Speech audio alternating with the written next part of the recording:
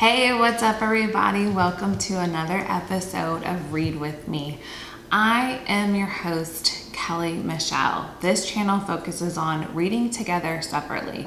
So I choose a book. We will read that book throughout the month, and I will post Monday, Wednesday, and Friday my thoughts, takeaways, and reflections from the chapters that we read together for that assigned day. The hope is to read 12 books together by the end of the year. So we have been working through the month of May, Daring Greatly by Brene Brown, and we are extremely close to being finished with this book. So last time I went over the first part of chapter 6, pages 185 through 197, and today I will be going over 198 through 212. And before I start jumping into my reflections about this section of the chapter, I just want to go into my disclaimer, which is I am in no way trying to present these concepts and ideas as my own. I am just simply sharing my thoughts, takeaways, and reflections that I got when I read these pages, in the result of encouraging you to also read as well. So let's dive in right to chapter 6. And the title of chapter 6 is Disruptive Engagement, Daring to Rehumanize Education and Work.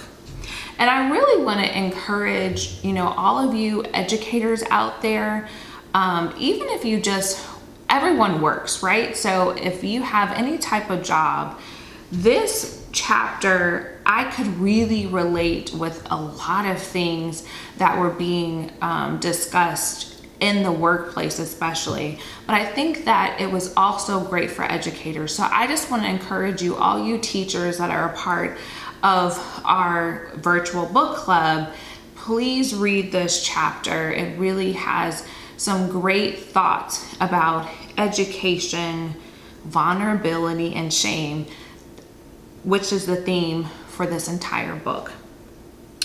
All right, so again, chapter 6 is titled Disruptive Engagement, Daring to Rehumanize Education and Work, pages 198 through 212.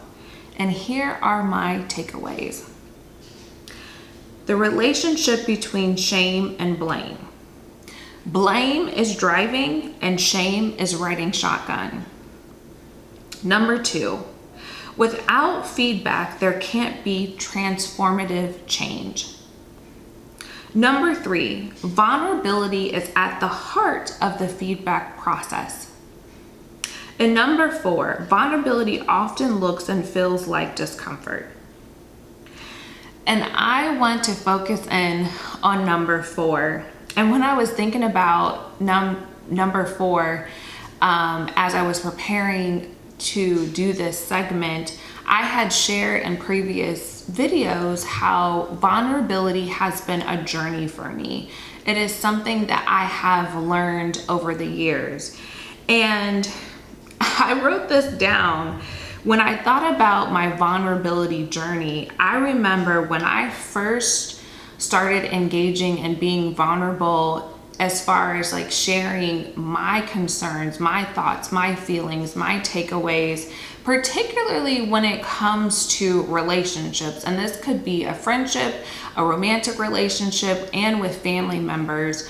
When I had to be vulnerable and share something that made me feel uncomfortable. And when I first was starting on this journey to be as authentic and real and transparent as possible, I used to rehearse what I was going to say. I used to really focus on managing my words. So I wanted to make sure that I said everything correct, and not because at first because I wanted to make sure that they understood me, but it was a level of fear in my vulnerability that I wanted to make sure that I said everything perfect so that I didn't hurt someone's feelings. And then the other thing, when I was first starting to be very vulnerable and sharing in different conversations that made me uncomfortable, I would give myself a pep talk. And I can picture myself now, I would be pacing in my bedroom or just pacing around the house and, preparing myself to have these conversations.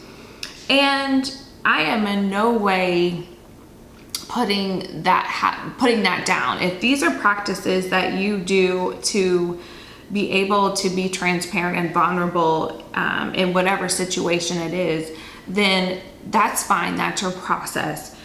But I really started learning that vulnerability, and this has been mentioned in previous chapters, doesn't mean that you're perfect. And that I think it was good for me to have a sense of what I need to say, but I didn't have to say it in a way that was perfect for it to be received. And so I have learned during this vulnerability journey that some of these things that I used to do before, I no longer, do because I'm feeling more comfortable with being vulnerable. And I think that is one of the takeaways from this book in general, is understanding what vulnerability is and then being able to apply it in your life and become vulnerable if you aren't already, or understand shame, which is also a big theme in this book, and to again apply it to your life to not shame others and to not shame yourself. So those are my takeaways from chapter 6. Next time we'll be going over chapter 7, but again, we will be breaking up chapter 7 into 2 sections. And once we finish chapter 7, we are done with this book.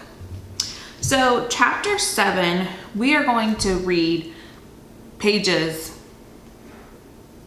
215 to 230, and then 231 through 249, which includes the final thoughts. So final thoughts is just a couple of pages. So I also included that as well. So again, chapter 7, next time we're reading or going through it, we are reviewing page 215 to 230. And then for part 2, we will be reading 231 through 249. So before I leave you, I just want to encourage you to do a couple of things. One, pick up June's book. We just finished May's book. Pick up June's book, which is The Garden Within by Dr. Anita Phillips, and it is available wherever books are sold. Number 2, I want to encourage you to read today. Take some time to read a good story, to learn something new. And number 3, please like, share, comment, and subscribe. I want to emphasize subscribe and comment. First of all, I want to hear from you, so please comment. I would love to hear what your takeaways were for chapter 6, but then just your thoughts in general about the book. And then secondly, subscribe. We want this YouTube family virtual book club to grow. So please invite a friend, invite a family member, and help us grow this channel. Thank you so very much for joining me today. And until next time, happy reading.